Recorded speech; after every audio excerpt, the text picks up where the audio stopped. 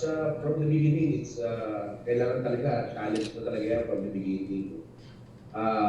In fact, it started at 37, tapos naging 27, etc. etc. In the previous survey, sa Palsation, nandun tayo sa 10, 11, 12. Tapos ngayon, nandito tayo sa 11, 12, 13, 14. So okay lang. I mean, talagang range ng aking kinikilusan from starting ng mid-March. No? So, okay lang. Tama naman talaga yun. But if you look at the increase from December to March, consistently nadadagdagan tayo ng 5, 6 point. Itong pinaka-recent nasa mga 1.6, 1.7, increase lang. I hope it does not plateau. So hopefully sa survey ng 15, April, ay mag-push pa siya further pataas. So, okay lang sa akin. I mean, this is my first time running for the national office as senator. So yun ito pala yung feeling. No? So parang excited and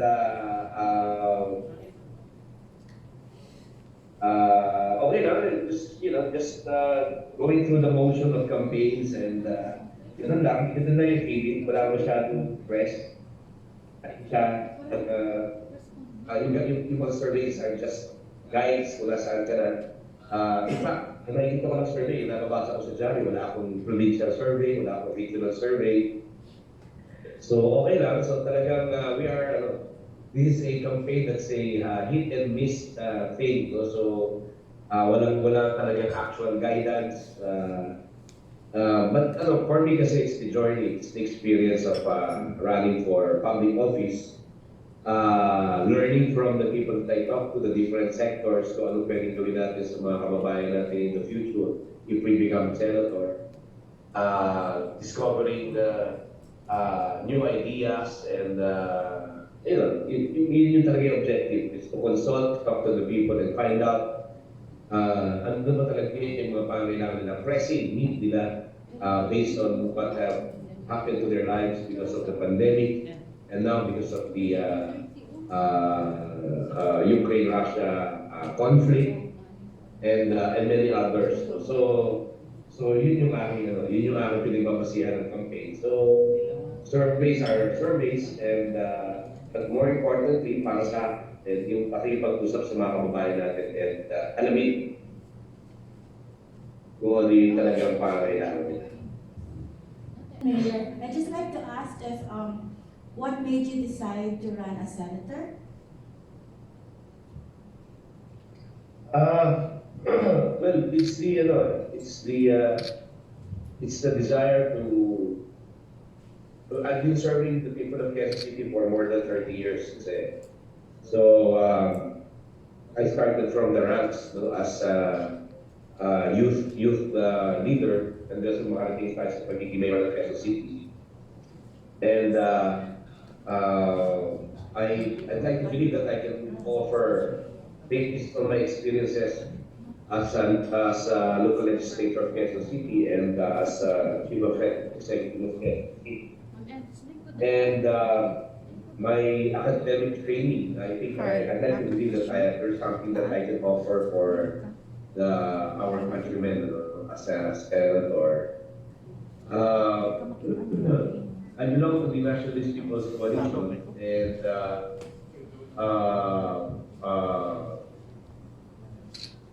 I applied for running for the Senate. Medyo peculiar yung situation kasi wala talagang we were supposed to meet naman para December and January pero hindi nakapagpatawag ng meeting yung LTC. Pero kumandang na yung file no October 8, so I had to file and I was given COC by the Nationalist People's Coalition. So yun, going back to your question, I'd like to believe that there's something that I can offer based on my experience and based on the observations that I saw during the pandemic and ngayon pag-ibig sa bansa. So mas naging firm ang aking desire to run for public office as Senator of the Republic. Sir Bistek, now that you've talked to the people, I mean, what kind of legislation would we expect from Herbert Bautista should you become a senator of the country? Well, marami. Siyempre, pinag-usapan natin dito yung pagbabalik ng kumpiyansa ng mga negosyante dito sa bansa natin.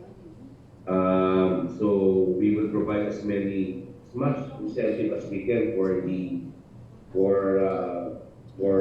either foreign direct investments or for local investors to really invest dito sa atin sa Pilipinas so that ma-address natin yung issue na walang trabaho. Well, another is that we are an agricultural country tayo eh. And pero parang kulang yung ating binibigay na sustento para sa ating mga magsasaka, isda, sa livestock growers natin, at saka just imagine, marami tayong magsasaka, magbubulay, pero we still import a major bulk, if not all, of our fertilizers. So parang the states would really intervene to provide incentive for fertilizer manufacturing companies to invest here in the Philippines, or kung kaya natin, tayo na mismo among ourselves to produce world-class fertilizers para hindi na tayo bibili from outside, which equates to bringing out our dollars from within. No? So kapag kasukat na yung ating fertilizer dito ng world-class ang level to Ukraine, yung sobra na matutuntos natin, we can actually export and earn dollars. So I look at it that way, and I don't know why the state did not invest so much in either inviting investors or what yung mga basic needs natin pagdating sa larangan ng agriculture. So maybe because because of the approval or signing of the President of Public Service Act, yung Retail Trade Differentiation Act, or amendments to that, the Foreign Investment Act, then perhaps we'll be able to invite investors that we actually vitally need dito sa Pilipinas para sa ating mga industries. So that pakinabangan naman natin yung mga na-invest, at maliban sa mag-invest na sa atin dito, makapagigay sila ng trabaho. Yung kanilang production, kung anong man produkto yun, pakinabangan natin ang ating bansa. So, for me, one of which for agriculture is talagang magkaroon tayo ng world-class fertilizer production dito sa Pilipinas. And then, we have to bring back the steel industry kasi para maging matibay tayo, ang isang backbone natin is like the steel industry. So that we can also support the shipbuilding industry in the country and many others. So I would like to believe that by providing incentives to the 3 laws that have been signed by the President, and providing incentives for major players and perhaps local players para mag-partner.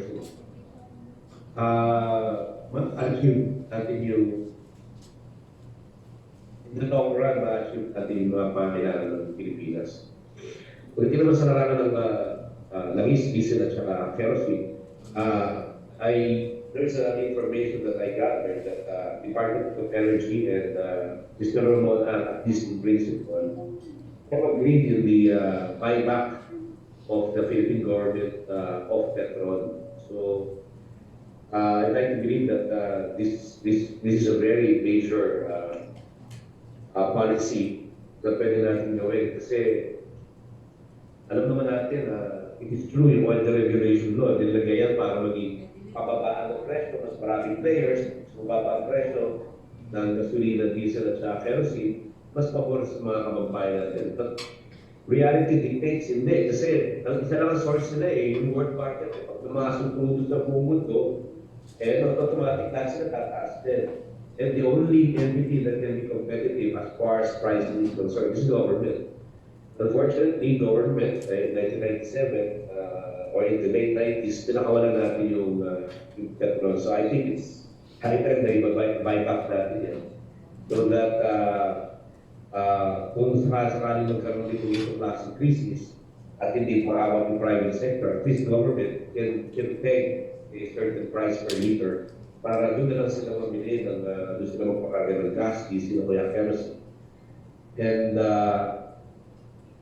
aside from that, pagka tayo na yung may-ari ng Petron, Pilipinas na ulit, we can use the other facilities, yung bakan nila, yung mga depot nila. So we can, at least in the next 2 or 3 months, paggawa tayo ng buffer natin, kung tumaas man yung presyo ng langis sa mundo, meron tayong buffer stock na kaya pa natin i-prevent yung impact sa atin sa bansa. And then, siyempre, corollary to that, I'd like to push for the return of the oil price stabilization fund. So that if not all what we've been collecting from gas, diesel, and kerosene, excise tax natin, kung nakupalit na doon, if hindi natin makuha lahat, at least a significant amount from the excise tax collect from gas, diesel, and other petroleum products, malagyan natin doon sa oil price stabilization fund. So that there is no need for the President to call for special session so that ma-identify na kung saan tayo walang photo. Or so we will not be able to hear any Finance Secretary Dominguez saying na, "Hindi, 200 lang ang kaya natin. Hindi natin alam saan tayo kukuha ng pera." So at least yan, kung meron tayong oil price stabilization fund, we can now automatically identify. Wala na natin, hindi natin included yung ating pong pangailangan sa mga babae natin. At least, hopefully, hindi natin kailanganin yung temporary solution na equal to 200 per family because we now have the ownership of Petron and then we now have the OPSF. So yun yung nakikita ko sa larangan ng competitiveness natin pagdating sa larangan ng langis dito sa Pilipinas. Agriculture and then health. Nakita natin yung failure ng management sa PhilHealth. I'd like to believe that hindi po ang PhilHealth yung topic, kailangan doktor, kaya abogado, kailangan tinutumarin sa PhilHealth. Kailangan natin dyan mga financial engineers o magaling sa aquaria, o kaya magaling sa banking. Kasi although pinag-usapan natin dyan. So kailangan makita natin kung ano talaga yung magandang gusto nyo talagang magandang tao na natin dyan sa PhilHealth.